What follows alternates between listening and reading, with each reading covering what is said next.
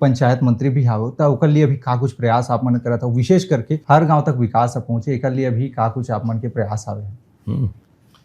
तो नहीं, बस्तर में अबूझमाड़ में बहुत सारा ऐसा गांव है जेकर सर्वे नहीं हुए। सर्वे कराना है, ओकरो काम चलत है और वो सब टाइम टेकिंग चीज़ है भैया, मन नहीं अपन हाथ के बात नहीं रहे, पूरा बहुत टाइम लगते हैं। निर्माण कार्य वगैरह के संदर्भ में भी उमा प्रयास है। विशेष प्रयास में आप कहूँ तो हमारे ये है कि पैसा के जन कानून है, हाँ, तेखर पर हम state coordinator, district coordinator, mobiliser नियुक्त करें, पैसा के कानून लागू हुए इसी की ओखर जानकारी लोगन ला हुआ है। दूसरा मैं ये है कि महिला स्व सहायता समूह है।